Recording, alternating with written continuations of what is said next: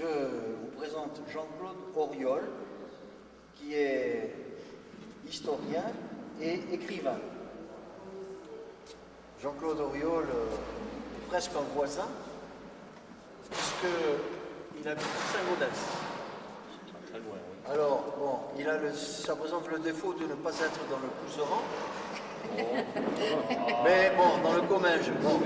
J'ai des sources dans l'Ariège. Ah, il a des sources dans l'Ariège, d'accord, ça va. C'est là ici. Ma mère est ariégeoise de côté de Saverdun. Oui, bien. Alors, donc, bienvenue à Jean-Claude Auriol. Vous le voyez comme conférencier là, mais vous l'avez vu aussi comme exposant, avec un stand particulièrement fourni. Et à l'entrée, sur la table d'entrée, en entrant, il y a les livres qu'il a écrits et que vous pourrez d'ailleurs vous procurer si vous le souhaitez. Moi, je dirais simplement une chose. Comment est-ce que nous avons connu Jean-Claude Auriol? Et avec Guy Prince, nous sommes, il y a déjà plusieurs années, allés le voir chez lui. On a pris rendez-vous par téléphone là, à Saint-Gaudens. Pourquoi? C'était l'époque où était en gestation, même en écriture, le livre de Guy Prince, Les Biertois dans la Grande Guerre. Bon. Alors, il pourrait en parler mieux que moi, mais toute sa documentation, c'était les ressources fournies par les familles, les ressources fournies par les archives militaires, les ressources fournies par les sièges des régiments, donc des documents. Et puis, à un certain moment, il s'est rendu compte que sur les prisonniers, et il y en a quand même eu 90, les prisonniers biertois, prisonniers en Allemagne, on n'avait pas, parce qu'il se trouvait que, à part un témoignage de Guillaume Servat, on appelle Guillaume de Thierry, qui a tenu des carnets, à part cela, on avait peu de renseignements sur les différents camps.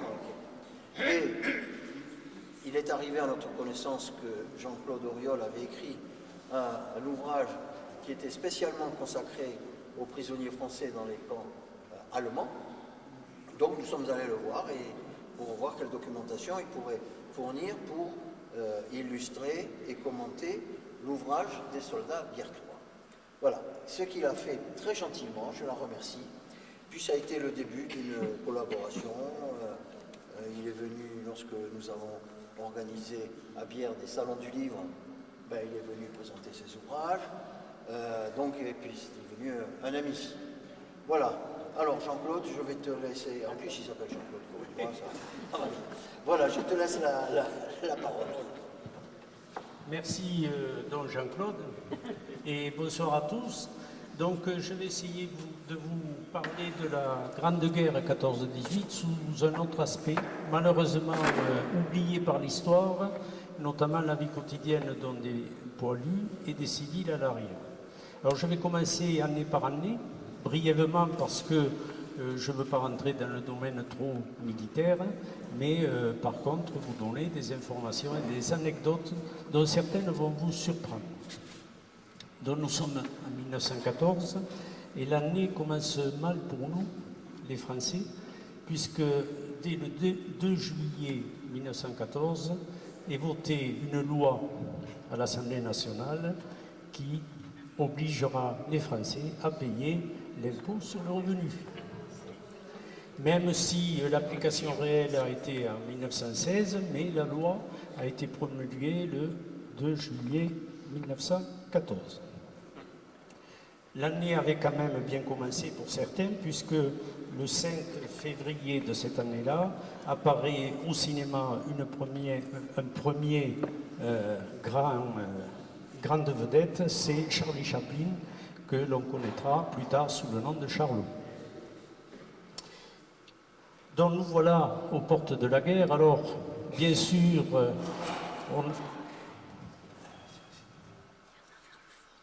on accusera l'attentat de Sarajevo. Maintenant, nous, historiens, nous revenons un peu sur ce sur ce problème de déclenchement de la guerre en analysant une question qui n'a jamais trop été éclaircie, c'est le domaine économique.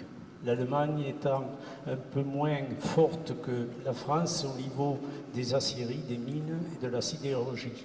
Donc l'Allemagne avait tout intérêt de créer, comme disait Guillaume II, une Europe de l'acierie, en s'alliant avec les Français. Mais pour s'allier avec les Français, comme à l'époque on n'était pas trop favorable du côté France, l'Allemagne avait trouvé l'astuce d'envahir la France. Nous sommes dans le 2 août, la guerre est déclarée, mais précédemment, le 31 juillet, un certain Jean Jaurès est assassiné à Paris. Alors, l'assassin, un certain Raoul Guilhem, sera plus tard condamné, en fait, comme aujourd'hui, il ne sera pas condamné finalement, il sera reconnu irresponsable parce qu'il était psychopathe. Vous voyez que encore de nos jours, on retrouve des jugements un peu douteux. Le 5 août, dans la France et notamment à Paris, les sociétés soi-disant allemandes ou ayant à leur tête un Allemand, un dirigeant allemand, sont dévastées par les Parisiens. Alors on va trouver les établissements Magie, les établissements CUP, tout ce qui était fabricant de bijoux, des bijoux à pain rade, etc., etc. Et puis, très rapidement, on va se rendre compte que du côté allemand, il y a une technologie, du côté français, c'est pas le je m'en foutisme, mais l'impréparation. Alors, du côté allemand, on va tout de suite voir. Alors, je m'excuse, je reste assis parce que au niveau caméra, c'est beaucoup plus facile que si je me lève et m'assois. Donc, au niveau allemand, on va trouver des Allemands coiffés du fameux casque à pointe. Alors, une petite rectification. Dès 1914, l'illustration qui était le Paris Match de l'époque dit, en fait, la pointe du casque sert aux Allemands à foncer tête baissée et à rentrer la pointe dans le ventre de nos soldats, ce qui était une hérésie. Ils n'en étaient pas à celle-là près. On verra plus tard qu'ils disent nos soldats français présentent une tartine beurrée et les Allemands qui crèvent de faim se rendent. C'était loin de la vérité. Donc cette pointe avait un rôle bien déterminé. Je vous l'ai dit, du côté allemand, on ne fait rien pour la beauté du geste. Tout est calculé. Allez-y. On va mettre des bancs supplémentaires. 2 petites secondes, le temps qui s'installe. Est un rôle bien déterminé. À l'époque, il y avait 2 sortes de soldats, les fantassins qui marchaient à pied et les cavaliers. Et les cavaliers, du haut de leurs chevaux, avaient des sabres et ils donnaient des coups de sabre. Et dont la pointe du casque avait pour but de dévier le coup de sabre et d'éviter que l'homme qui était en dessous soit partagé en 2. Nous verrons que plus tard, ils auront trouvé une autre astuce pour tuer des hommes. Donc voilà le casque à pointe, avec une particularité pour certains casques, notamment lors de l'invasion, des troupes, les Uhlans, qui étaient des cavaliers, avaient un chapeau particulier, enfin un chapeau, un képi particulier, et très souvent avec la tête de mort et des os croisés qu'on retrouvera plus tard sur les tenues des SS. Donc voici côté allemand. Et côté allemand, surtout, ils avaient une particularité, c'était leur tenue. Leur tenue, c'était un vert Feldgrau, c'est-à-dire vert de gris, vert de campagne, qui était beaucoup plus discret que notre rouge. Je n'ai pas amené de pantalon parce que là aussi c'est une histoire de... Donc notre rouge des pantalons des fantassins. Alors pourquoi le rouge? Parce que à l'époque c'était le rouge Garance. Voilà, j'ai pu retrouver de la Garance telle qu'on l'utilisait. Mais il faut savoir que dès 1900, on n'utilisait plus la garance parce qu'elle était pratiquement plus produite, mais on utilisait un produit chimique qui s'appelle la lazarine et qui était fabriqué par la chimie allemande, les fameuses usines. Vous voyez, le fait d'aller et venir, ça m'a un peu troublé. Ça me revient. La BASF. Donc, nous voilà partis, nos soldats partir avec ce rouge qui était très voyant. Mais ce rouge, on le retrouvait sur le képi. Et dès la bataille de tranchées, je vous l'expliquerai tout à l'heure, on s'est rendu compte que les hommes étaient blessés à la tête, puisque c'est la tête qui dépassait un peu de la tranchée. Et donc, le képi qui ornait la tête de nos soldats ne protégeait pas des balles comme le casque à pointe. Alors, côté français, quand même, on a essayé d'améliorer un peu les choses et on a créé ce que nous appelons, on appelle ça une cervelière. Elle avait pour but d'être à l'intérieur du képi et posée sur la tête. Sauf que les bords étaient quand même un peu tranchants et puis c'était d'un usage mal commode. Aussi, les hommes s'en servaient plutôt pour se raser ou pour manger ou pour faire leurs besoins, parce que si je parle de tranchées, bien entendu, on voit la commodité de la chose, mais il faut savoir que la majorité des soldats vivaient dans des trous d'obus. Et dans des trous d'obus, il ne fallait pas se mettre debout. Donc on restait allongé, on faisait ses besoins là-dedans dans une boîte à sardines, et discrètement on versait au-dessus du trou d'obus. Et quelquefois, comme me disait un ancien, je mangeais mes sardines à l'huile dedans, sans avoir nettoyé. Donc, voilà nos soldats partir au combat avec cet équipement. Côté allemand, beaucoup de mitrailleuses, mais on s'en servait. Côté français, on avait autant de mitrailleuses que les Allemands, mais l'état-major n'y croyait pas. Donc, côté français, on utilisait les baïonnettes. Alors, une baïonnette, c'est au bout d'un fusil. Et pour aller piquer l'adversaire, il faut se montrer. Or, en face, les mitrailleuses arrosées. Donc, un jour, Clémenceau, à la Chambre des députés, suite à des questions récurrentes sur les baïonnettes, s'énerva et il prononça à la tribune cette fameuse phrase « On peut tout faire avec des baïonnettes, sauf s'y asseoir dessus ». Donc, le combat se déroule tant bien que mal. Nous arrivons à la bataille de la Marne et une victoire. Victoire qu'on a accordée au maréchal Joffre, enfin au général Joffre à l'époque. Il n'était pas encore maréchal. Or, en fait, c'est un Pyrénéen qui a été à l'origine de cette victoire de la Marne.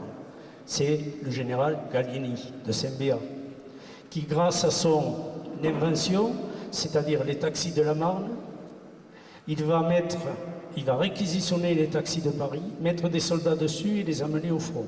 Et l'arrivée de ces soldats en masse a permis la victoire de la Marne.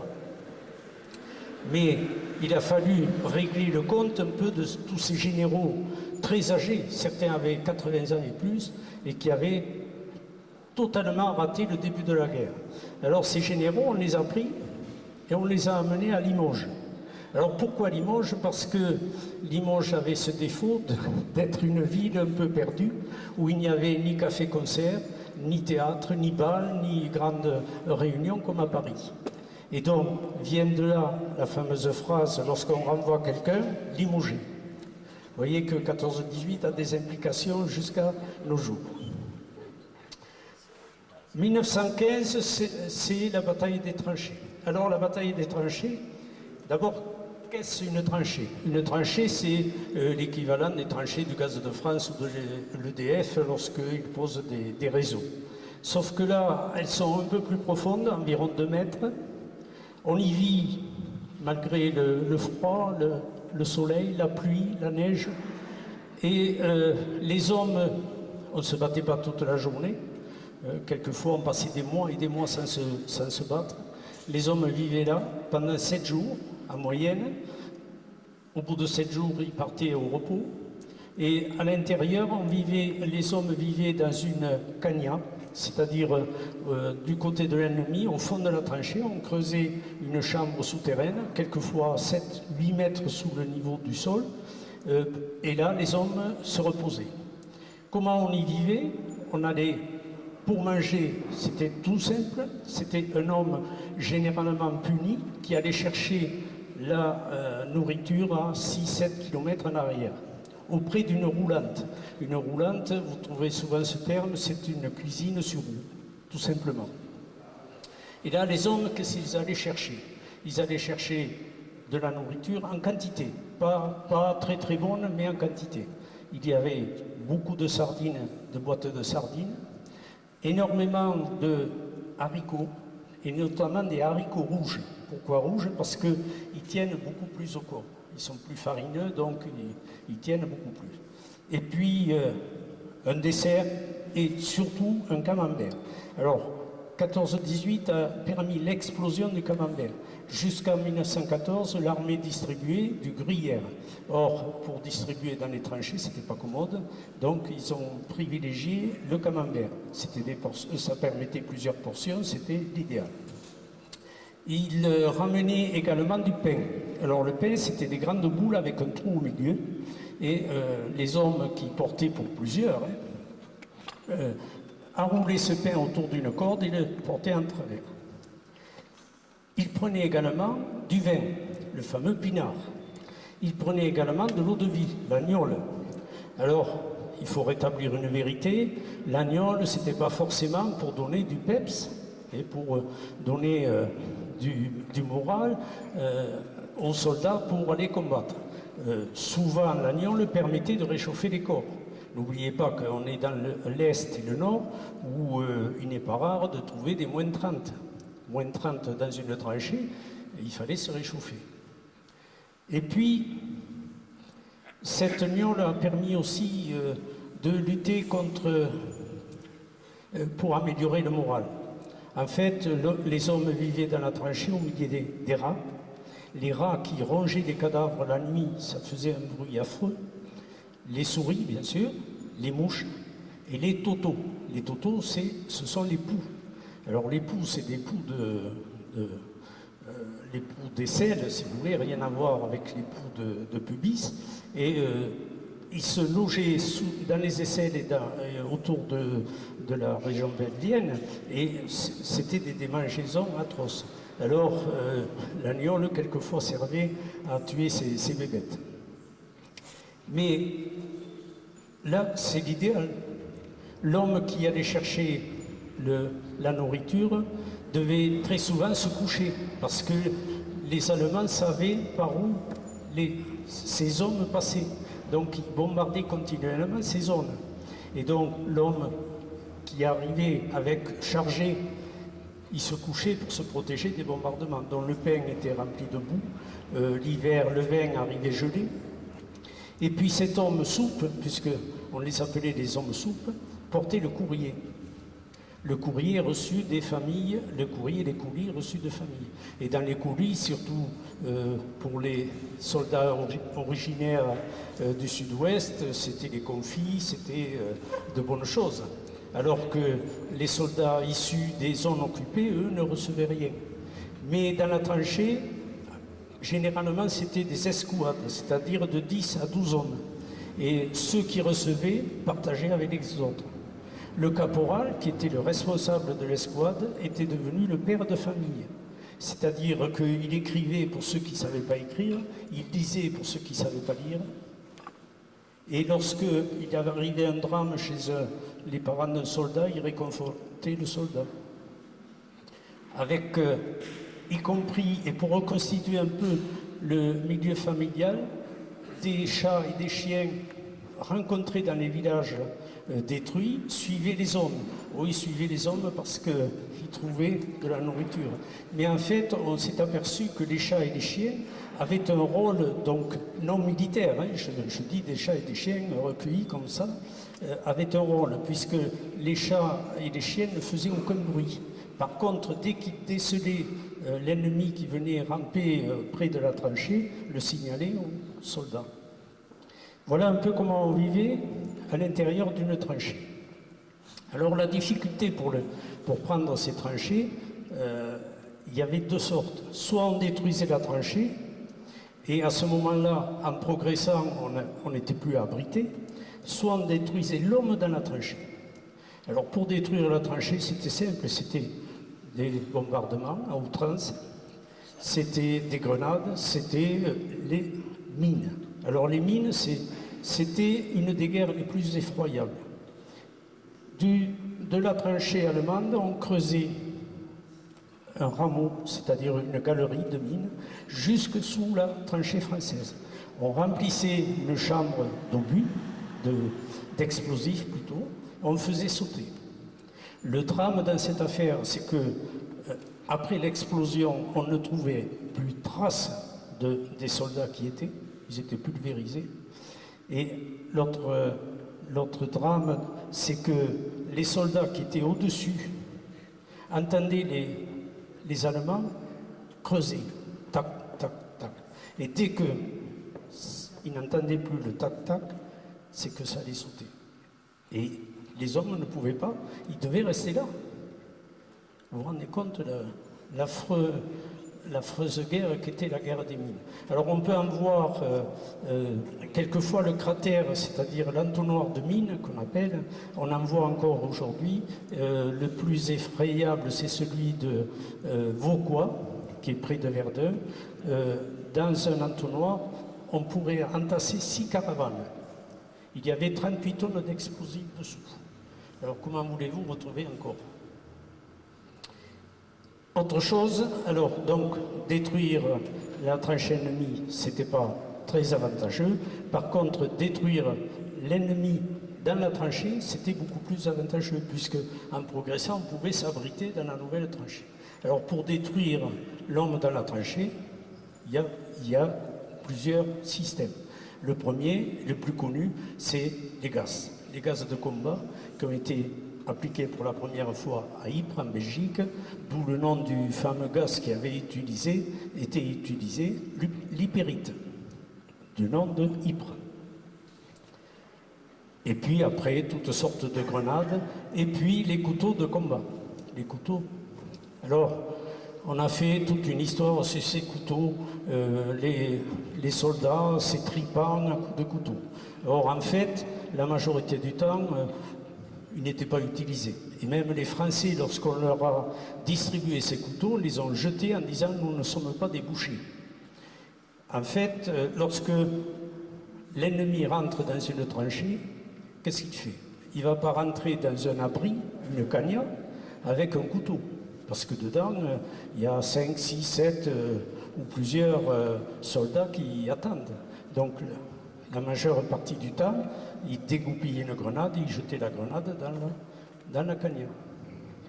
Par contre, on a essayé de protéger cette tranchée par des moyens, il y en a un exemplaire là, mais voici un autre exemplaire qui est beaucoup plus court et qui était à proximité la plus proche de la tranchée.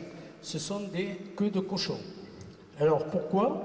Tout simplement parce que dans ce trou, on faisait passer les différents fils protégeant la tranchée, les fils barbelés, et au départ, c'était un simple piquet que la nuit, des hommes venaient, des hommes du génie, c'est-à-dire des ouvriers, si vous voulez, qui venaient taper sur ces piquets pour les enfoncer, mais seulement de nuit, même le bruit, ça alertait l'ennemi. Donc, très vite, on a abandonné ce système et on a trouvé le système de queue de cochon où il était tout simple de tourner sans taper, ça ne faisait plus de bruit et ça s'enfonçait très régulièrement. Les Allemands ont trouvé un autre système, donc il y a un modèle là-bas, ce sont les chaussetrappe ou calstrappe, vous le jetez, il y a toujours une pointe en l'air. Ces engins qui étaient beaucoup moins mortels qu'on ne peut le penser, mais qui avaient été jetés d'avion, mais ils avaient un avantage, c'est que ils étaient très pointus, et à l'époque, un soldat, c'était un fantassé, je vous l'ai dit, donc marchait là-dessus, les semelles des souliers étaient très fines, donc il se blessait au pied. Or, un fantassin, c'est-à-dire un soldat qui marche à pied, qui est blessé à un pied, n'est plus utile. Par contre, les Allemands toujours, avaient utilisé un autre système beaucoup plus dangereux qui coupait un homme en deux, ce sont des fléchettes. Vous voyez, une fléchette acier qui jetait d'avion, et ça vous partageait un homme en deux. Alors, en plus, c'était une fabrication française, une idée française. Et sur certaines fléchettes, les Allemands avaient écrit « Invention française, fabrication allemande ». Vous voyez jusqu'où l'ironie des Allemands allait à l'époque. De la même façon, on utilisait les obus à shrapnel. Alors, les shrapnel, ce sont des boules de plomb. L'obus était rempli de boules de plomb et on les faisait exploser à une certaine hauteur, de manière à ce que ces billes de plomb remplissent le rôle de la grêle lorsqu'il grêle. C'est pareil. Sauf que là, ça partageait un nombre aussi. Ça tuait énormément. Alors l'idée de shrapnel est une idée anglaise.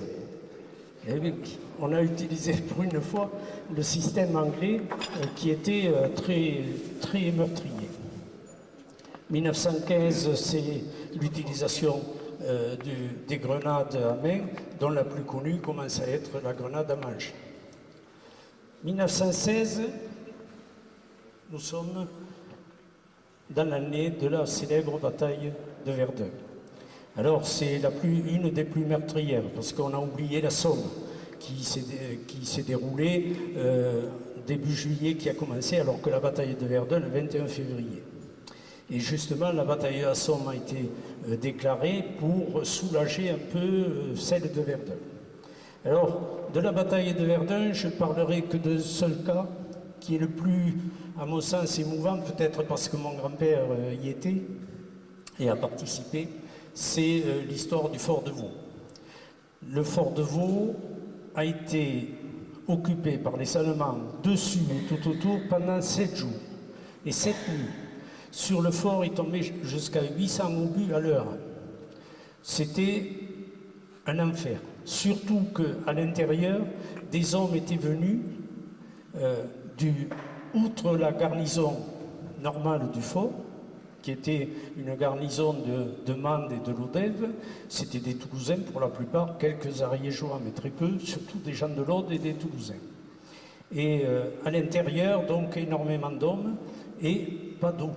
Parce que des citernes en béton au fond du fort avaient été fissurées par le bombardement, et donc il n'y avait pas d'eau. Et c'était au mois de juin, il faisait une chaleur atroce, et pendant 7 jours et 7 nuits, les hommes ont survécu là-dedans. Alors, à l'intérieur, c'était la poussière, c'était des gaz, c'était des fumées, parce que les Allemands ont fait comme pour déloger des renards ou des rats, ils ont essayé d'asphyxier les occupants. À l'intérieur, pas d'eau, les hommes ont commencé à lécher les murs, à sucer des cailloux, et pour finir, à boire leur urine. Lorsque le commandant du fort, le commandant Reynal, s'est aperçu de cela, il a décidé de se rendre. Les Allemands ont considéré que ces hommes avaient subi un enfer. Au moment de leur sortie vers la captivité, les Allemands leur ont rendu les armes. Mais avant, le commandant Reynal a essayé de faire dégager ces hommes. Pour cela, il a utilisé le seul moyen de communication possible en 14-18. Il n'y avait pas de radar, il n'y avait pratiquement pas de téléphone, les lignes étaient coupées. Il a utilisé les pigeons. Il lui restait un seul pigeon. C'était un pigeon militaire, le Vaillant. Il était matriculé comme tous les soldats. Et le commandant Reynal a rédigé « Venez nous délivrer » un message qu'il a accroché à la patte du pigeon. Et le pigeon est parti sur le colombier de Verdun, situé à environ 4 km. Et lorsque ce pigeon levaillant est arrivé dans les mains du lieutenant qui le recevait, il est décédé. Il avait, au passage au-dessus du champ de bataille, respiré des gaz de combat. Il est mort en arrivant. L'armée a reconnu sa vaillance en lui attribuant la bague d'honneur, ce qui correspond à la Légion d'honneur. Alors, en 1915, j'ai omis une chose très intéressante, c'est que, à force, l'armée française s'est rendue compte donc, que le képi et la cervelière n'étaient pas suffisants pour protéger la tête des soldats. Et donc, en 1915, on va créer enfin le premier casque français, le casque Adrian, du nom de son inventeur, qui était un ingénieur civil et devenu militaire par la force des choses. Alors, c'est un casque qui protège un peu plus, mais en tôle. On verra tout à l'heure, le casque allemand à côté, c'était autre chose. Là, c'est de la tôle, mais ça protégeait quand même un peu. Et puis, on va créer quand même une tenue différente du rouge de départ, c'est le bleu horizon. Là, j'ai retrouvé un petit morceau et le calon bleu horizon. Alors, pourquoi le bleu? Parce qu'en fait, au départ, on avait prévu de créer une couleur vert réseda, mais pour créer ce vert, il fallait de la lysérine. Rappelez-vous que c'est fourni par les Allemands. Donc, en 1915, on n'allait pas s'approvisionner chez l'industrie allemande. Donc, on a cherché, on a trouvé ce bleu, cette couleur bleue. Alors, effectivement, elle est moins voyante que le rouge, et elle avait quand même une particularité, c'est qu'avec à longueur de temps, avec les intempéries et tout, ça devenait souvent très blanc. Mais en fait, c'était quand même moins voyant que le rouge. En 1916, les Allemands vont présenter un nouveau casque qui est très costaud, lui. On en trouve pratiquement entier dans les champs de bataille de Verdun, alors que le casque français, on ne trouve que des petits morceaux. C'est un casque d'acier, bien prévu pour protéger des déflagrations. Et alors le nom, c'est le Stalin, c'est difficile à prononcer, et on l'appelait plutôt le casque à boulon. Vous voyez, parce qu'ici, il y a de chaque côté une sorte de boulon. Alors ce casque protégeait énormément les fantassins, et dessus, ici, ces boulons servaient à positionner une plaque blindée, toujours dans le but de protéger. Vous voyez la technicité comparativement à notre casque français. Les hommes qui combattaient du côté allemand sur Verdun avaient reçu une formation spéciale et on les avait gavés de viande et de café. C'était des taureaux, disait le Kronprinz, qui était le fils de Guillaume II. On a utilisé énormément l'artillerie. Pour la première fois, à Verdun, au déclenchement de la bataille, il y avait 1200 canons allemands qui arrosaient le secteur. Et malgré cela, comme a dit Guillaume II, on n'a jamais compris que des soldats français se lèvent et nous résistent. Parce qu'après un tel bombardement, les Allemands ont envoyé leurs fantassins et effectivement, des soldats français se sont réveillés et ont résisté le plus possible. Alors au passage, puisqu'on en est dans les anecdotes, savez-vous comment on appelle le fait de mettre de l'eau de Javel dans l'eau pour la rendre potable? Mais tout simplement, ça s'appelle la verdunisation de l'eau. Pourquoi verdunisation? Parce que pour la première fois, on l'a utilisé à Verdun. 1917, nous voilà dans une triste année pour l'armée française, puisqu'on va parler de mutinerie. Alors, moi, je n'emploie pas ce terme parce que je pense qu'il n'y a pas eu de véritable mutin, mais des soldats qui en avaient marre de mourir pour rien, et c'est plutôt une phase de mécontentement. Il faut dire que à la base de ces mutineries, puisqu'on appelle ça comme ça, il y avait le fait que des officiers, pour gagner un galon de plus sur leur épaule, n'hésitaient pas à faire tuer des hommes pour gagner 1 mètre de terrain. Les permissions, puisque les permissions existaient depuis 1915, les hommes qui partaient en permission se retrouvaient dans des trains de civils. Et souvent, les malheureux n'avaient pas de place. Alors, pour s'asseoir. Et à l'époque, il n'y avait pas les TGV. Le trajet Froid-Toulouse demandait en moyenne 2 jours. Et un des anciens m'a donné cette version où il disait, avec des copains, on rentrait dans un compartiment, puisqu'à l'époque c'était des compartiments, et on se mettait sur le pas de la porte et on commençait à se gratter. Les civils, pensant que nous avions des poux, ils partaient et nous avions le compartiment libre pour nous. Donc les permissions, c'était pas l'idéal. La nourriture n'était pas bonne.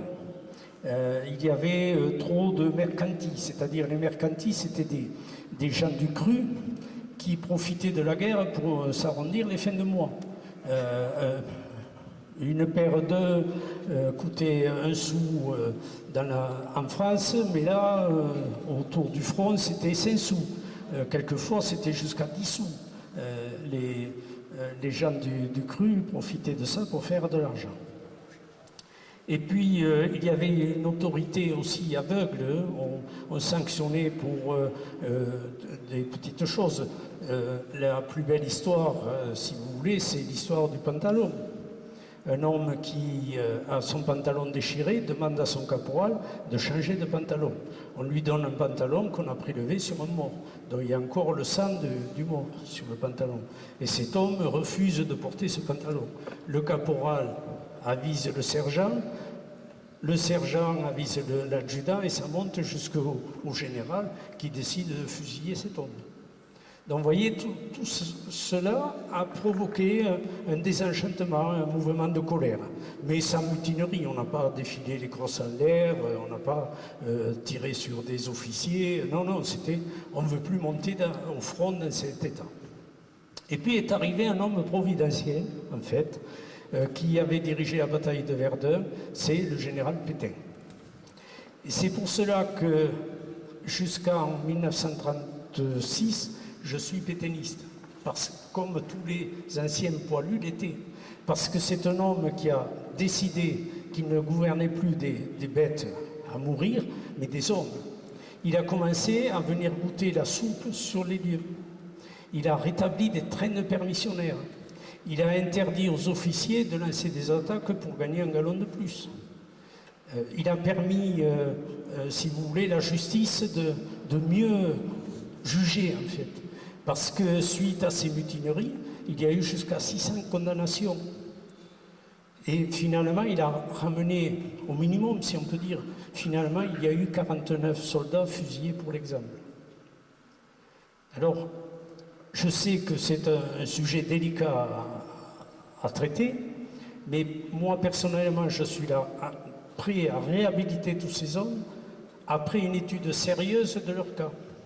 Parce que vous savez, des fusillés pour l'exemple, il y en a eu 600 à peu près, depuis le début de la guerre jusqu'à 1918. Il faut étudier chaque cas, parce que je ne veux pas réhabiliter un gars qui a violé, qui a volé, qui a abattu un officier. Vraiment, ceux qui, malheureusement, ont été désignés d'office, ceux-là, oui, mais les autres, non. Donc, Pétain a bien rétabli la sécurité, la normalité dans cette guerre. 1917, c'est l'arrivée des Américains. Ils vont nous aider, ils sont équipés moyennement, mais surtout, ils ne savent pas combattre. Ils allaient au feu en portant le fusil sur l'épaule et en sifflant anti-Ferrari. C'était vraiment des gars qu'il fallait... ils croyaient être au temps de la guerre contre les Indiens. Donc il a fallu les adapter au combat. Mais par contre, ils ont apporté énormément de choses, on le verra tout à l'heure. Il y a une nouvelle méthode de combat utilisée par les Allemands, c'est le Verwüstung, c'est-à-dire que les Allemands, en reculant, abattaient les arbres fruitiers, empoisonnaient les puits, les sources. Ils mettaient par exemple du fumier de cheval dans les puits, dans les sources, de manière à ce que les soldats français qui avançaient ne pouvaient plus se nourrir sur le terrain. Ils tuaient les animaux, ils faisaient tout. C'était le désert de mort qu'ils appelaient. C'est-à-dire que le soldat français ne pouvait plus avancer. Et cette année-là, il meurt un certain William Frédéric Cody, plus connu sous le nom de Buffalo Bill. Alors 1918, c'est la fin de la guerre, 11e jour, 11e heure, etc., vous connaissez. Mais on a oublié une chose, c'est que les Allemands, comprenant qu'ils avaient perdu la guerre, ont essayé d'agir sur le civil. Ils avaient commencé en 1915 à bombarder par des Gotha, Paris, mais là, ils vont bombarder Paris avec un obus immense et jamais égalé, le fameux Grosse Bertha. Alors, d'entrée, je peux vous dire que la Grosse Bertha, c'est comme le terme de poilu, c'est une invention des journalistes, ça n'a jamais existé. En fait, pourquoi on l'appelait la Grosse Bertha? Les journalistes avaient remarqué que dans la famille Krupp, qui étaient les grands constructeurs d'armement allemands, ils baptisaient chaque canon du nom de leur fille. Et là, c'était Bertha. Or, cette fameuse Bertha Krupp était assez gironde, pour ne pas dire grosse. Et donc, les journalistes l'avaient baptisée la Grosse Bertha.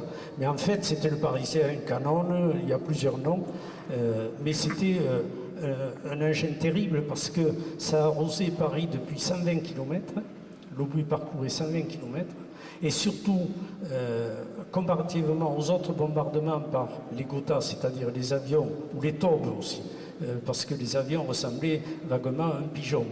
Taube en allemand veut dire pigeon.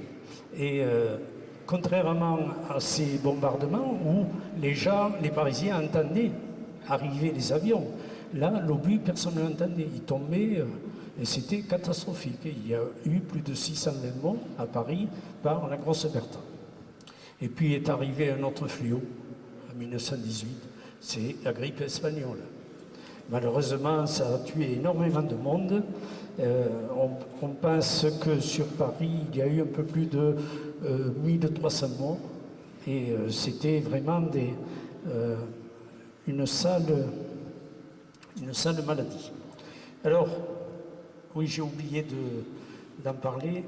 Au moment des bombardements de la Grosse Bertha, il y a un commerçant malin, parisien, qui vendait Nénette et Rintintin. Alors, c'était deux petites poupées, je les ai fait refaire parce qu'on ne peut pas en trouver. Les rats ou les souris ont manœuvré. C'était deux petites poupées en chiffon, en brin de laine, qui étaient vendues donc par un commerçant parisien. Et elles étaient censées de protéger celui qui l'achetait des bombardements de la Grosse Bertha. Alors effectivement, c'était une folie parce que ça n'a jamais protégé personne. Et voyant que ça marchait énormément, il avait créé Nénette et Rintintin et le fils. Il avait rajouté un fils, le Roux-Doudou. Une escroquerie, voilà. Mais il y en a eu d'autres. Il y a eu le fameux Delandre qui était un malin aussi, un escroc, qui a fini en prison, lui, et qui fabriquait, j'en ai montré quelques exemples, des petits timbres, des faux timbres en fait, qui n'avaient aucune légalité, et il a bien amassé d'argent, et il a fini quand même en prison. Alors pour finir, et avant les questions diverses, il faut rappeler les nouveautés dues à la Grande Guerre. La Grande Guerre a été très novatrice dans le quotidien des soldats et des civils. Alors pour le soldat, la première grande invention, c'est le rasoir Gillette. Alors le rasoir Gillette, c'était un Américain qui avait inventé ça, et il remplaçait le fameux couteau sabre, vous savez, qu'employait. Alors, effectivement, ce rasoir était beaucoup plus commode d'utilisation, mais c'est vrai que les poilus, dans leurs tranchées, n'avaient pas forcément le loisir de se raser. On se rasait surtout à l'arrière, et d'ailleurs, beaucoup d'activités ont eu lieu à l'arrière. Au front, en première ligne, soit on dormait, on mangeait, on veillait. Quelquefois, on se battait, mais surtout, on survivait dans la cagnard. Autre chose inventée pour le soldat, c'est la montre bracelet. Hop, voilà. La montre bracelet, voilà un modèle d'époque. Alors, tout simplement, à l'époque, les hommes portaient la montre Gousset. C'est pour ça que c'est plus facile pour moi que je suis debout.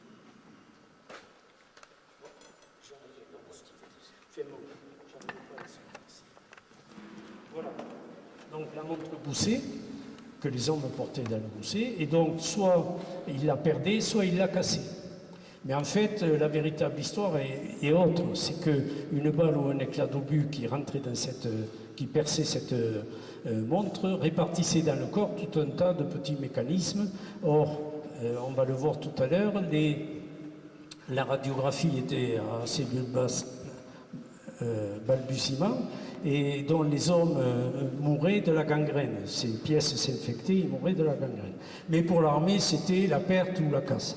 Et donc l'armée va inventer cette montre-bracelet en cuir dans lequel on glissait la montre.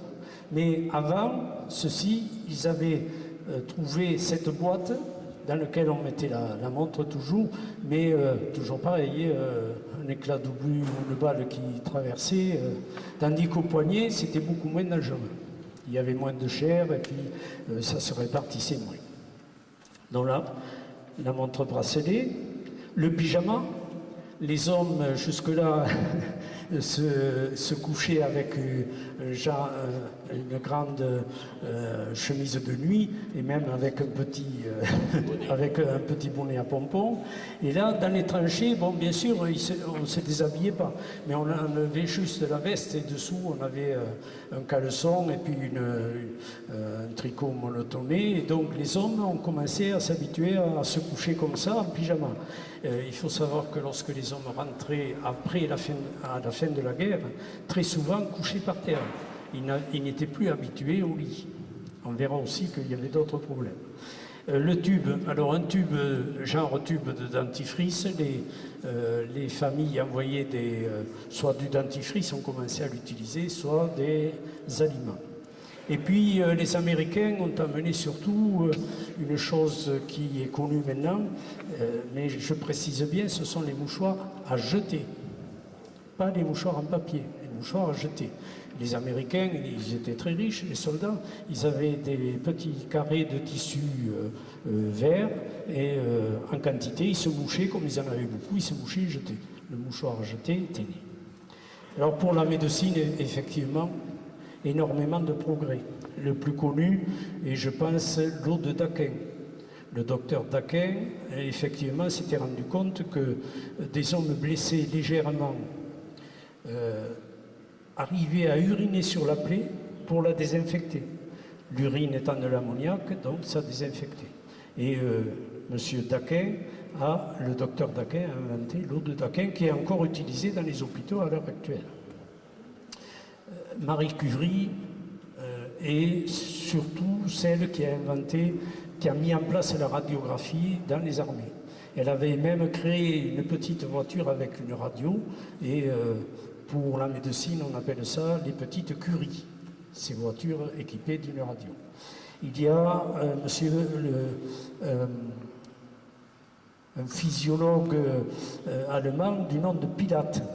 Alors ces dames connaissent parce que c'est redevenu à la mode la méthode Pilate. C'était un soldat allemand qui était prisonnier dans les Charentes et qui avait observé que les chats, lorsqu'ils se lèvent après avoir dormi, s'étirent. Et donc il a inventé une méthode très douce d'étirement, surtout pour les soldats blessés et les amputés. Il y a le docteur Husting qui en 1918 prépare et réussit la première transfusion sanguine. Et puis il y a ce que nous appelons aujourd'hui des voitures SAMU, qui à l'époque étaient baptisées les autochirurgicales. On prenait le blessé dans le camion, dans l'auto, et on le soignait. Les voitures SAMU étaient nées. Vous voyez que au niveau des inventions de la médecine, il y en a bien d'autres. Au niveau de l'anesthésie, de l'utilisation dans l'anesthésie du gaz phosgène, celui qui a provoqué les dégâts à Céveso, est encore utilisé en anesthésie pour décontracter. Au niveau de la vie pratique, 1916, première application de l'avance de l'heure. Lorsque nous avons commencé à l'appliquer dans les années 70 sous Giscard d'Estaing, on a dit c'est la première fois qu'on appliquera ça. C'est faux, c'est le 1er juillet 1916, on applique l'heure d'été. Pourquoi? Et à l'époque, les journalistes argumente le fait que cet avanceur d'heures va faire des économies. Alors à l'époque, c'était le charbon et la houille. En fait, c'était pas du tout pour ça. On avait menti aux Français parce que c'était uniquement pour harmoniser l'heure sur le terrain de combat. Les Allemands appliquaient cette heure et donc on faisait un prisonnier, on le faisait parler. Et puis, il disait, par exemple, j'ai entendu le capitaine qui nous a dit qu'on allait attaquer à 14 heures. Et à 13 heures, il nous tombait sur le radeau. Donc, pour harmoniser, on a adopté l'heure d'été. 1917, c'est, je vous l'ai dit, l'entrée en France des troupes américaines. Alors, ils ont apporté énormément de choses. Et des choses comme la viande congelée. Les Américains sont très protectionnistes. Ils ne voulaient consommer que leur viande. Or, à l'époque, il n'y avait pas l'Airbus et des grands navires. La durée de traversée entre les États-Unis et la France, c'était un peu plus d'un jour. Donc, ils congelaient la viande au départ, ils la décongelaient à l'arrivée. La viande congelée était née. Ils ont amené, bien sûr, le jazz, le foxtrot, etc. Ils ont amené donc les mouchoirs à jeter. Et ils ont amené aussi du chewing-gum. Alors à l'époque, on ne savait pas trop le dire, on disait le zinzingum. Et puis ils ont aussi amené les premiers feux rouges, qu'en France on ne connaissait pas du tout. Voilà un petit peu tout ce qu'ils ont pu amener comme nouveauté. La Grande Guerre, c'est la véritable institution de la publicité. À l'époque, on disait réclame. J'ai mis sur le stand le Yabon Banania, Bir, la vache qui rit, tout ça, c'est issu de la Grande Guerre. 1917, pour les populations françaises, c'est la mise en place des tickets de rationnement, que l'on connaîtra surtout au cours de la Deuxième Guerre mondiale. Création pour les femmes des fameuses jupes Jusserand.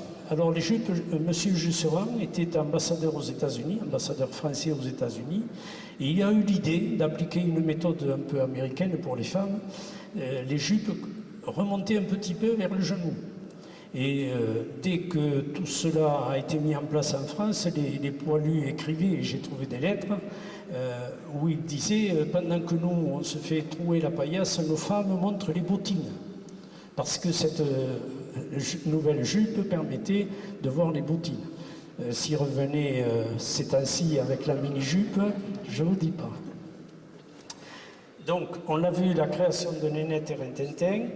Et puis, une nouvelle création aussi, ce sont les journées. Vous savez qu'à l'heure actuelle, le 11 novembre, si vous donnez une piécette, on vous colle un bleuet. Et à l'époque, c'était la même chose. C'était des journées de quête. Alors, il y avait la journée du poilu, du 75, des femmes, des tuberculeux, des orphelins, etc.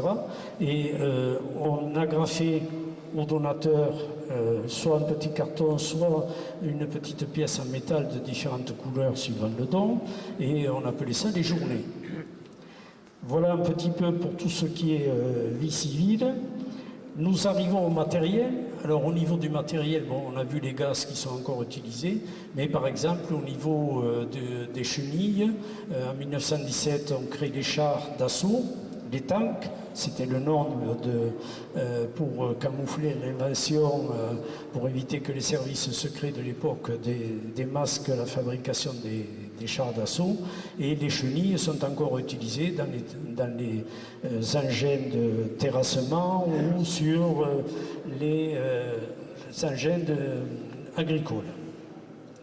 Le premier porte-avions fait son apparition, il est anglais encore une fois, et il s'appelait l'Argus et il a été utilisé par la marine dès 1918 à peu près. On a créé également le premier parachute pour les hommes qui étaient dans des ballons qu'on appelait Dratchen en allemand, mais saucisse en français, parce que ça ressemblait à une saucisse. Mais les hommes qui étaient dans la nacelle, lorsqu'ils subissaient un bombardement, ils tombaient. Donc on a créé le parachute pour essayer de sauver ces hommes. Au niveau des anecdotes, il y en a plusieurs. La première, c'est une certaine les premiers pas de la libération féminine. Jusqu'à présent, hier peut-être elle en a parlé, je n'ai pas suivi toute sa conférence, mais à l'époque, les femmes, c'était quoi? C'était l'église, les enfants, la cuisine. D'ailleurs, même en Allemagne, on disait c'était les 3 cas. Kinder, Kirche. C'était la même chose. Or, dès le début de la guerre, il a fallu que les femmes remplacent les hommes dans les villes guichetières. On les retrouvait livreuses de charbon, conductrices de tramway. Donc elles ont remplacé les hommes dans les villes. Mais dans les campagnes également, il fallait bien que la ferme continue à tourner. Et il n'était pas rare d'ailleurs que des soldats, dans leurs écrits, disaient à la femme, bon, tu vas semer tel champ, tu mettras le fumier dans tel autre, et si le voisin veut t'acheter du vin, tu le lui vas, mais à un prix. Ne te fais pas avoir. Donc vous voyez, l'homme continuait quand même à diriger depuis le front. Et je rappelle toujours dans mes conférences cette histoire de l'homme qui, à la fin de la guerre, rentre chez lui. Sa femme vient l'attendre avec le cheval et la charrette. Et puis, bon, les effusions sur le quai, on monte sur la charrette. La femme prend les rênes. L'homme ne l'a pas considéré comme ça. Il lui a arraché les rênes des mains, il voulait reprendre sa place. D'ailleurs, l'année 1919 a été une année terrible au niveau des divorces. Énormément de divorces, dû justement à cette révolution masculine qui disait, tiens, nos femmes ont pris trop d'importance par rapport à ce qu'on a connu. Il y a aussi deux parties qui sont intéressantes et qui n'ont jamais été trop utilisées et décrites par les historiens. Le premier, ce sont les prisonniers de guerre, qu'on a trop souvent considérés comme des lâches et des blanquets. Or, en fait, vous savez, par exemple, mon grand-père, prisonnier au fort de Vaux, je ne pense pas qu'il se soit rendu facilement. Par contre, dans les camps, la vie était terrible. Contrairement à ce qu'on peut penser, Hitler n'a rien inventé. Il n'a fait qu'industrialiser ce qui était en place. En 1916, on crée un camp pour les Juifs, un camp pour les musulmans. Les Juifs, on sait pourquoi, parce que Guillaume II et son fils, le Grand Prince, étaient des antisémites convaincus. D'ailleurs, Guillaume II a toujours dit que si l'Allemagne avait perdu la guerre, c'était la faute des Juifs. Les musulmans, c'était plus fin. Les musulmans, c'était façon de les concentrer, d'envoyer dans ce camp des taupes, c'est-à-dire des gens qui avaient pour but de retourner ces musulmans, c'est-à-dire de dire vos frères musulmans, les Turcs, sont avec les Allemands, allez combattre avec. Environ, on a compté 10 taupes dans le camp de Zossen où ils étaient. Sur les 10, pratiquement tous ont subi un mauvais sort. Les musulmans ont très peu suivi et sont restés quand même côté français. Lorsque ces malheureux prisonniers, à la fin de la guerre, ont essayé de rentrer chez eux, ça a été très très compliqué. Quelques-uns sont même rentrés à pied depuis l'Allemagne vers la France. Arrivés en France, la première des choses qu'on a fait, c'est de les faire passer devant un conseil militaire. Lequel conseil a posé 3 questions. 1. Comment vous êtes rendu? 2. Pourquoi vous avez travaillé pour les Boches? Or, dans les camps, il fallait travailler. 3. Pourquoi ne vous êtes-vous pas évadé? 75% des soldats étaient des agriculteurs, donc peu instruits à l'époque. Parce qu'à 13 ans, on allait au champ, on n'allait pas à l'école. Et en plus, il fallait connaître l'allemand.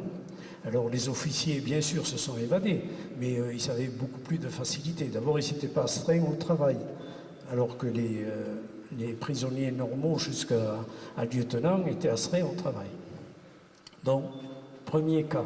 Deuxième cas qui m'intéresse, ce sont les zones occupées. Lorsque j'ai fait mon enquête pour mon premier livre sur les camps de prisonniers, une mémé chez qui j'étais logé me dit, vous savez, on parle trop des poilus, des tranchées, des fusillés pour l'exemple, mais nous, les occupés, personne n'en parle. Et j'ai fait des recherches et puis j'ai écrit 3 livres sur ce sujet. Effectivement, ces hommes, ces femmes, ces enfants, dans les zones occupées, ont subi un enfer. L'occupation de la Première Guerre est 2 fois plus dure que celle de la Deuxième. Et c'est pour ça qu'en 1939, les gens du Nord, de l'Est et les Belges fuyaient. Ils savaient ce qu'était que l'occupation.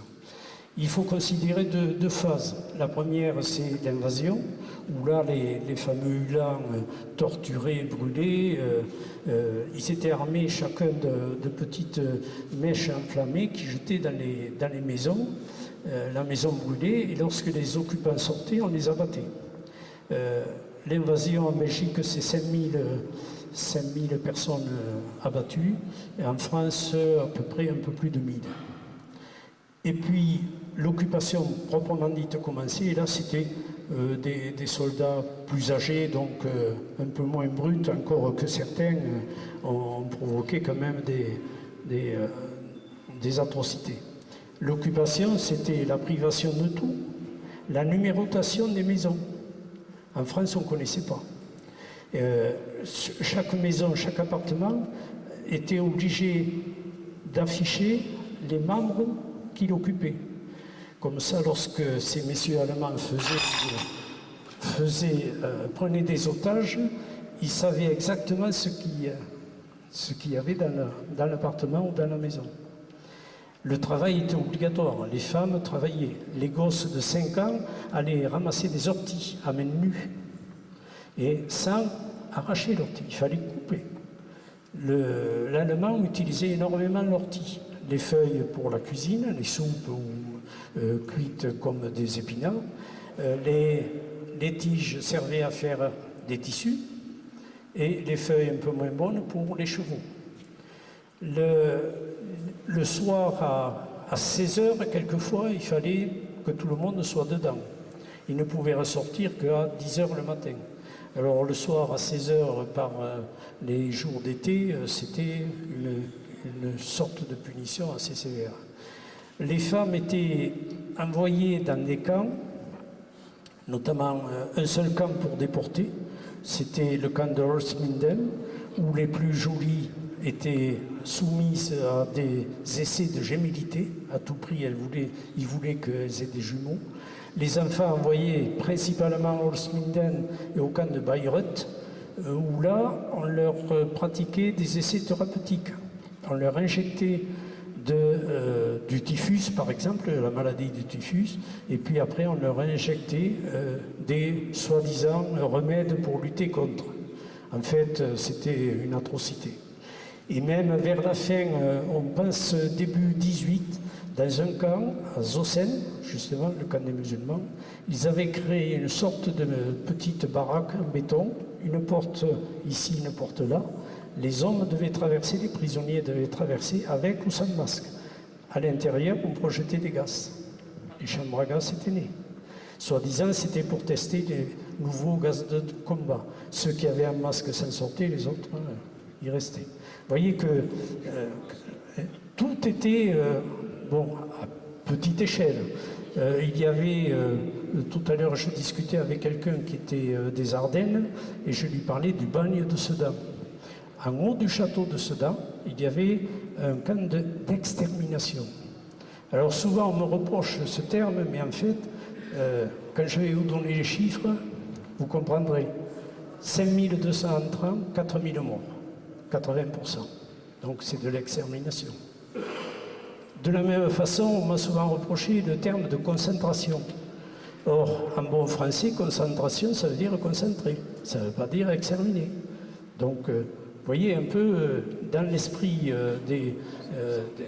des Français, on a toujours ce terme d'extermination, alors qu'en fait, un camp de concentration, c'est un camp pour concentrer. Et je voudrais, avant de terminer et de passer aux questions, je pense qu'on est dans les temps, je voudrais vous parler quand même du soldat inconnu.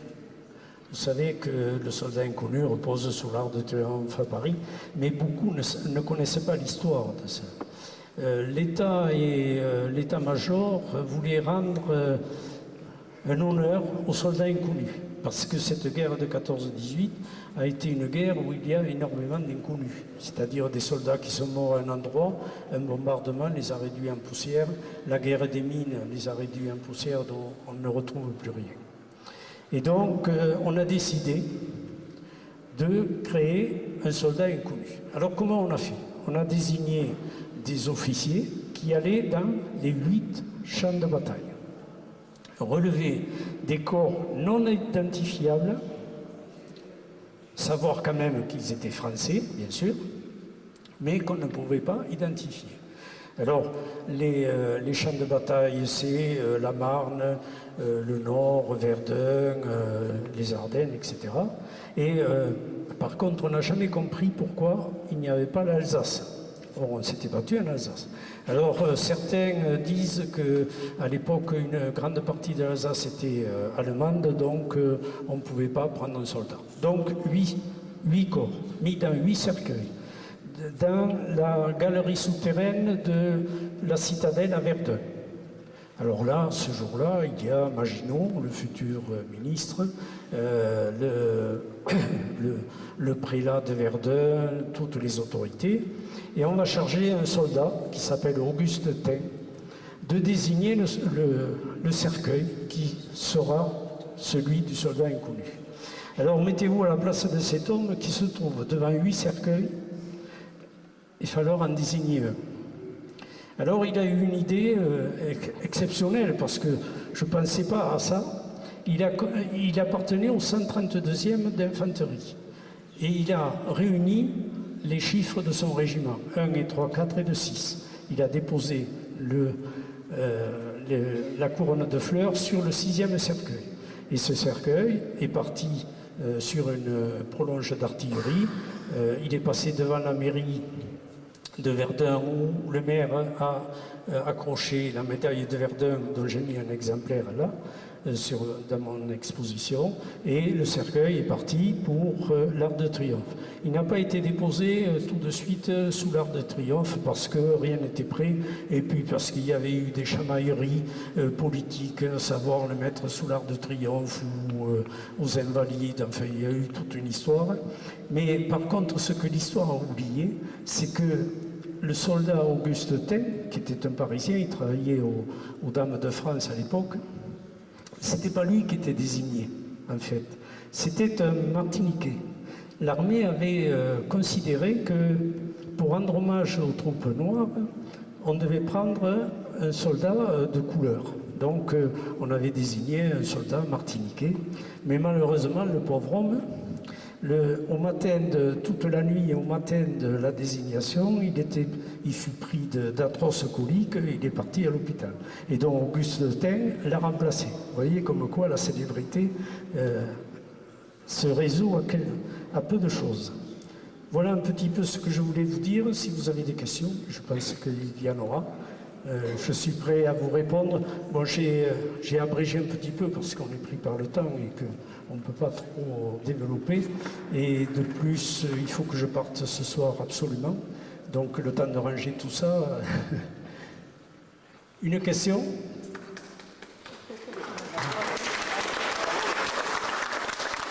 Alors, la plus grande partie de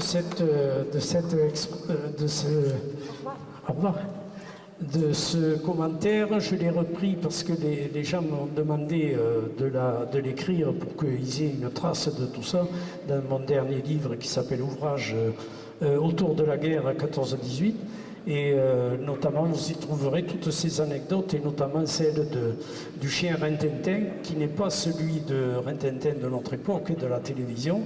En fait, c'est un Américain qui était basé dans Meurthe-et-Moselle pendant la guerre, qui, près de son campement, il y avait une chienne, un berger allemand, qui a eu des petits. Et alors, il a pris un mâle et une femelle. Il a amené ces 2 bêtes aux États-Unis. Malheureusement, la femelle n'a pas supporté le voyage, elle est morte en arrivant. Et par contre, le chien, suite à Nénette et Rintintin, il l'a baptisé Rintintin. Et ce Rintintin, il a fait tourner dans 2 films qui sont peu connus, mais pratiquement inconnus. Et lorsque Rintintin est décédé, son propriétaire, dont le soldat américain, a fait transférer le corps à Asnières, au cimetière des chiens.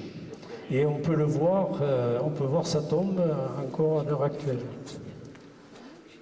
Voilà, c'est tout un tas d'anecdotes comme ça qui enrichissent un peu et qui sortent un peu des poilus Oui, il y a même la statue sur le caveau, oui. Et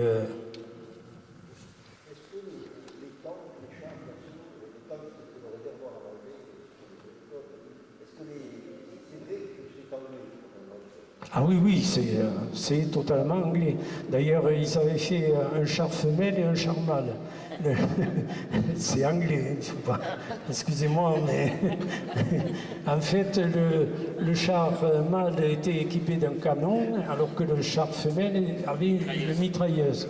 Et l'un devant couvrir l'autre. Alors, les premiers essais ont été terrible parce qu'il s'enlisait, il tombait en panne, il fallait descendre et un coup de manivelle. Vous pensez en plein combat descendre et rallumer le moteur avec une manivelle. 17, ça a foiré. Oui, ça a foiré. Oui. Et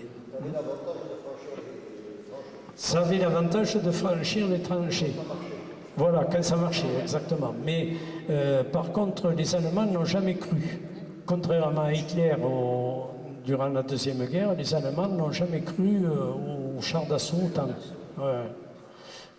Et l'origine du char d'assaut, c'est un Anglais qui avait observé aux États-Unis un des premiers tracteurs à chenilles. Il a eu l'idée de créer le tank.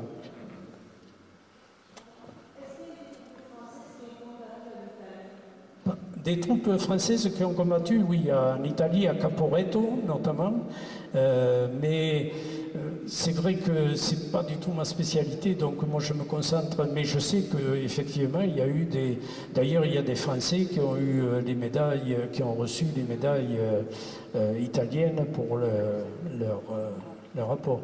Alors une petite précision, tant qu'on parle des troupes, il faut savoir que les troupes originaires au-dessous de la Loire étaient mal considérés. Les soldats du sud-est, sud-ouest étaient considérés comme des fainéants parce que, et c'est vrai que quelque part c'était pas faux, parce que normalement quand une troupe arrivait dans une tranchée, je vous l'ai dit, on ne se battait pas tous les jours, toutes les minutes. La première chose que faisaient les troupes, c'était d'aménager. On créait des water parce que autrement on allait derrière la tranchée, on jetait la nourriture. Après, on était étonné qu'il y ait des rats, des mouches, des moustiques et tout ce que vous voulez. Donc les soldats arrivaient et aménageaient la tranchée.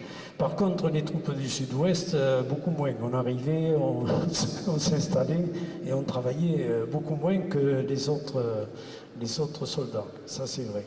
Mais bon, vous savez, près de Verdun, il y a eu un drame atroce. C'est dans la forêt de Malancourt.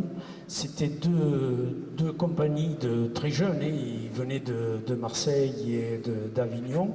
Ils venaient du centre de formation qui durait à peu près 3 semaines. Donc, ils partaient pratiquement sans jamais connaître rien de la guerre. On les appelait d'ailleurs, les anciens les appelaient les cuirs jaunes parce que les cuirs étaient encore frais. Et les autres les appelaient les bleuets, d'où le bleuet. Parce que c'était des petits bleus et des bleuets. Et donc, dans cette forêt de Malancourt, ces jeunes arrivent là, ils sont entourés, ça bombarde de partout, et ils sont entourés par des soldats allemands qui utilisent le lance-flamme. C'est une arme terrible, et ces hommes, malheureusement, ont pris peur et se sont rendus. Or, en face, il y avait les terribles soldats allemands de la garde, c'était les futurs SS. Pour eux, pas de prisonniers, balle dans la tête. Et effectivement, ces deux compagnies ont totalement disparu. J'ai fait faire des recherches par un ami sur place, on ne retrouve rien. Si ce n'est qu'il y a un témoignage d'un soldat qui dit arriver, puis après ils ont reculé, il dit avoir vu un homme le ventre ouvert rempli de boîtes de conserve. C'est le seul témoignage que l'on a. Donc j'ai fait faire des recherches sur place, aucune trace de ces soldats. Dans les camps de prisonniers, aucune trace. Donc pour moi, ces hommes ont été tués et passés au lance-flammes. C'est pour ça qu'on ne retrouve rien. Mais c'est une histoire encore que l'armée comme bien d'autres, ne veut pas qu'on y fouille un peu dedans parce que, effectivement, ce qu'on sait aussi, c'est que les officiers chargés de ces hommes ont été par contumace condamnés par la Chambre des députés. Donc il y a bien quelque chose derrière. Oui, peut-être qu'on regarde 100 ans plus tard, mais moi je suis frappé par la résistance de ces hommes qui ont accepté pendant 4 ans de mourir, et beaucoup mouraient, et chacun le voyait. Est-ce que vous expliquez cela? Est-ce qu'il y a un contexte psychosociologique qu'on ne connaîtrait pas aujourd'hui qui a fait que finalement ils se sont peu révoltés? Si, puisque nous sommes un territoire rural, moi j'ai l'explication suivante. C'est que 75%, je vous l'ai dit, des soldats étaient des agriculteurs. Or, pour un agriculteur, qu'est-ce qu'il y a de plus important? C'est pas la femme, c'est pas le bétail, c'est la terre. Donc, ils étaient là, ils défendaient leur terre, ils empêchaient. Bien sûr qu'on a toujours dit que c'était le fait de reprendre l'Alsace et la Lorraine, ça c'était dans les écoles, on leur inculquait ça, mais en fait c'était défendre la terre, et puis au bout d'un moment ils se sont rendus compte que même si du côté des civils c'était pas ça, il était utile de défendre, parce que de défendre le territoire, parce qu'ils s'étaient rendu compte que, d'ailleurs il y a une célèbre phrase, les civils pourvu qu'ils tiennent. En fait, c'était ça. Il faut savoir aussi que lorsque un soldat allait en permission, lorsqu'il est arrivé chez lui, il était embêté par 2 choses. La première, c'est qu'il faisait la tournée des popotes de toute la famille, ça n'arrêtait pas. Et puis lorsqu'il commençait à raconter ce qu'il vivait, les familles ne le croyaient pas. Pourquoi? Parce que tout simplement, elles étaient abonnées à l'Illustration, ou à d'autres journaux qui divulguaient des trucs genre la pointe qui s'enfonce, la tartine, etc. Je cite toujours cet exemple, ces 2 femmes qui sont dans une boucherie à Paris, l'une demande à l'autre ton mari où il est? Oh, il est prisonnier. Oh, le mien il est à Verdun, tu comprends? Et l'autre lui dit, oh mais tu sais, les soldats ils sont pas malheureux dans les tranchées. J'ai lu qu'on leur avait donné des cailles rôties, alors que c'était des cailles botties. C'est pas pareil. Et donc, il arrivait très souvent que les soldats, quand ils remontaient, ils étaient contents de repartir au front. Et d'ailleurs, à la fin de la guerre, il y a eu pléthore d'associations d'anciens combattants. Pourquoi? Parce que lorsqu'ils se retrouvaient dans ces associations, ils se racontaient leur guerre, ils se comprenaient. Tandis qu'avec les civils, malheureusement, lorsqu'ils partaient en permission, généralement c'était de 4 à 6 jours. Et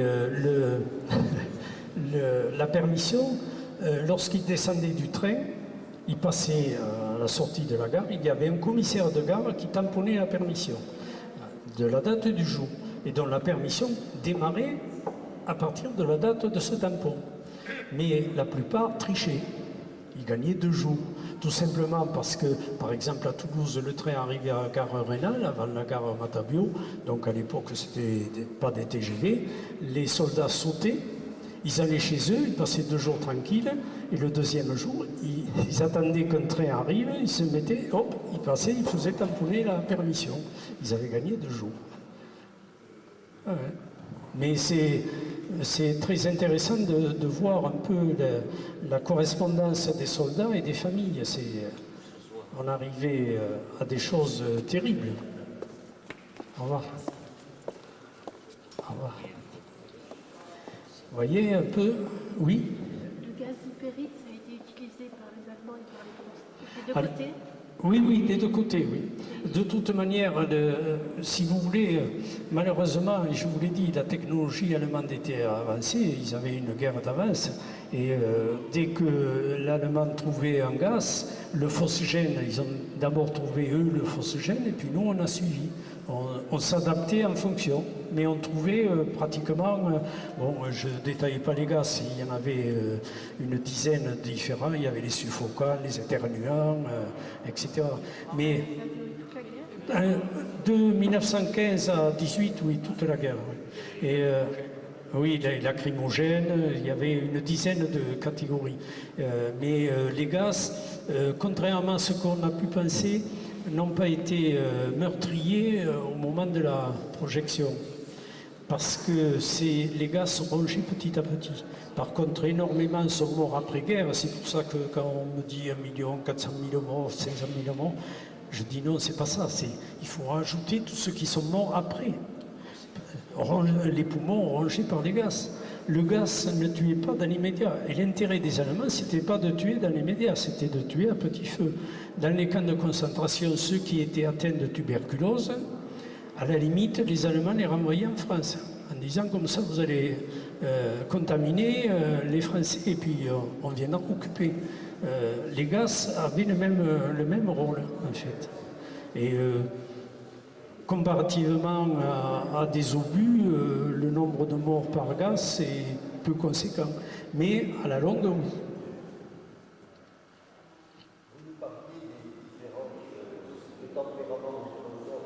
Oui, oui.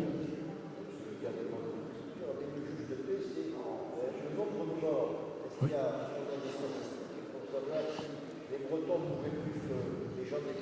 J'ai lu ça, mais vous savez, mon statistique, je prends toujours avec précaution parce que, d'ailleurs, je cite très peu de statistiques, je pourrais en citer, mais je suis très... Vous savez, à l'époque, il n'y avait pas d'ordinateur, il n'y avait pas tout ce moyen de recapitaliser tous ces chiffres, donc je pense que ça doit être équivalent. Bien sûr, alors certains, notamment les Bretons, vous faites bien de le préciser, pour eux ce sont les meilleurs, ce sont les plus beaux, ce sont eux qui ont eu le plus de morts, etc. Mais en fait, bon, il faut savoir que, vous savez, quand ça bombardait comme à Verdun, à 1200 canons qui arrosaient la zone rouge autour de Verdun, que vous soyez breton ou du sud-ouest, un obus qui tombe, il tue, quel que soit là. Mais bon, on dit aussi que certains bretons étaient dans les corps francs. Alors les corps francs, c'était les futurs commandos. Moi j'en ai trouvé un peu partout, mais bon, c'est vrai que les fortes têtes, il y en avait un peu qui soient bretons. Voilà.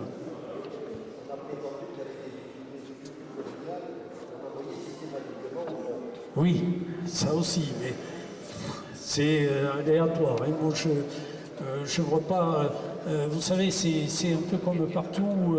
On dit dans certains camps de prisonniers, on mettait tous les gens du Sud, tous les gens du Nord. J'ai jamais constaté ça sur les statistiques, vous savez. Oui.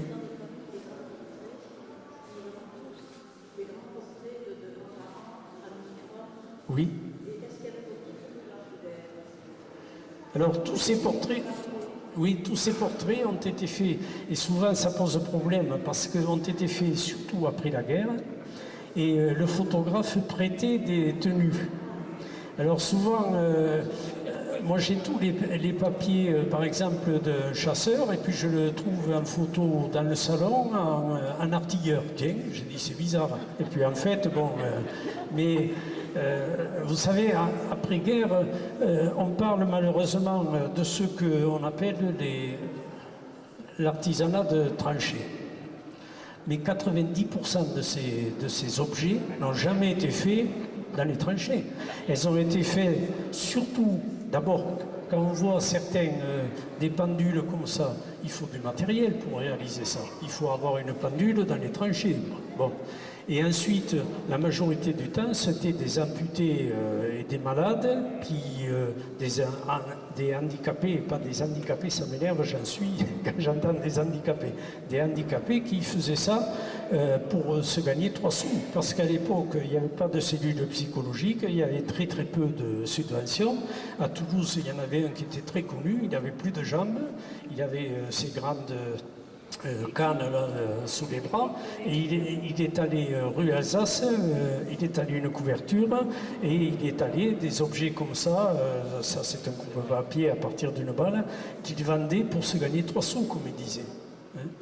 Mais donc pour les photographies, effectivement, il faut être prudent parce que c'était, mon grand-père étant avec une tenue et sur le revers le chiffre 22, il n'a jamais été dans le 22e, il était dans le 142e d'infanterie.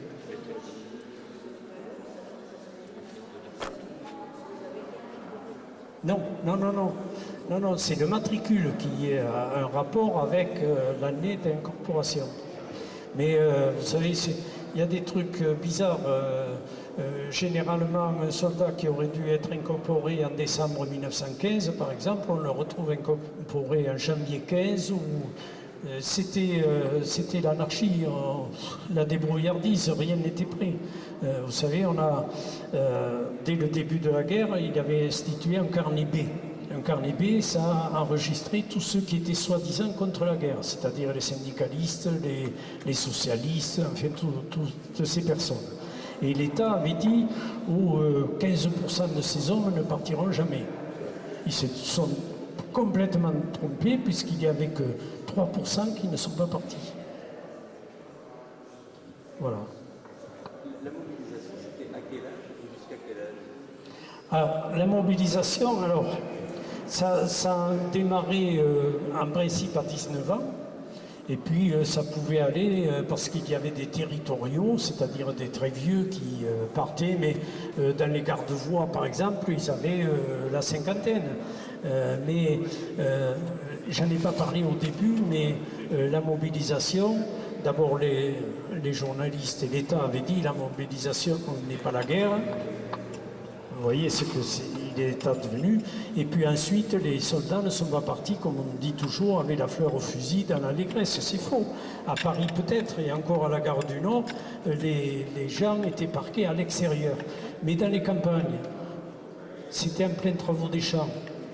Et puis lorsque vous partez en train, que vous voyez votre mère, votre fiancée, votre femme en pleurs sur le quai, vous partez pas. Et puis quand on part à la guerre, on part pas, on sait très bien qu'on risque à y rester. Donc on part pas, même si on a été conditionné par reprendre l'Alsace et la Lorraine, en fait, vous savez. Oui, on devait revenir pour les vendanges. Là aussi, vous savez, les poilus appelaient ça du bourrage de crâne. C'était la propagande. Et en fait, les Allemands étaient très forts là-dessus. Beaucoup plus. C'est eux qui nous ont enseigné la propagande. Parce qu'ils arrivaient, mon illustration par exemple, a pris modèle sur le modèle allemand. Les photos qui sont publiées dans l'illustration sont truquées à 99%. J'ai eu la chance un jour à Paris, dans un salon de bouquinistes, au quai Brassens à Paris, de trouver un livre qui reprend les photos de l'illustration telles qu'elles sont parues et les réelles. Par exemple, on ne voyait jamais encore d'un soldat français. Les Allemands, oui, mais les Français, on n'en voyait jamais. Ils truquaient. Mais c'était pour calmer un peu l'opinion, parce que surtout, et puis il y avait la censure. Et puis ce qu'on a oublié dans le courrier, c'était la censure, bien sûr. Encore que beaucoup de lettres sont passées dans mon second livre sur le courrier. J'en ai mis quelques-unes qui ne sont pas piquées des vers, où un soldat demande que son père fasse un faux certificat pour le retirer du front. Si la censure était tombée là-dessus, le gars était fusillé. Mais il y avait aussi, donc, outre la censure, l'autocensure. Et on ne disait pas aux familles qu'on est dans l'eau jusqu'au ventre, que les rats rongent le pain, etc. La nuit, se coucher sur des genres de lits avec du grillage, ils se couvraient toute la figure, parce que les rats leur galopaient dessus. Les victuailles, le pain notamment, on le pendait au plafond, au bout d'un fil, pour éviter que les rats aillent le bouffer. Du côté allemand, je l'ai dit, il y avait aussi le système de fraternisation. Alors ça, on en a fait tout un tas de choses. On a même dit que le match de football s'était arrangé dans un film, ce qui paraît étonnant. Mais les fraternisations, il y avait trois cas. Un, on allait chercher un blessé ou un mort, on ne se tirait pas dessus. Deux, on allait chercher l'eau, parce que malheureusement, si l'armée donnait du vin de l'agnole, elle ne donnait pas d'eau. Donc les hommes allaient chercher dans un trou d'obus une fontaine qui s'était déclarée suite au bombardement. Quelquefois, on se retrouvait soldats et français et allemands au point d'eau, on discutait. Et le troisième cas, c'est que du côté français, donc on avait bien mangé mais les Allemands rien. Par contre, les Allemands avaient du schnapps, de l'eau-de-vie et de bons cigares. De tacites conventions, le Français amenait de la victuaille et le soldat allemand, le schnapps et les cigares. Et on échangeait. Voilà un petit peu les fraternisations. Après, bon, pour Noël, on chantait, les Allemands chantaient les grands chants de Noël. Ils mettaient même, ils mettaient au-dessus à trancher un petit sapin de Noël. La mode du sapin de Noël vient du côté allemand. Ce sont les prisonniers de guerre français qui ont amené cette mode en France. De même, les croissants. Les Allemands déjeunaient le matin avec des délicatessen. C'est un genre de croissant. Et donc les prisonniers voyant ça, ont ramené ça en France. Vous voyez que la guerre de 14 a été importante au niveau des coutumes et des innovations.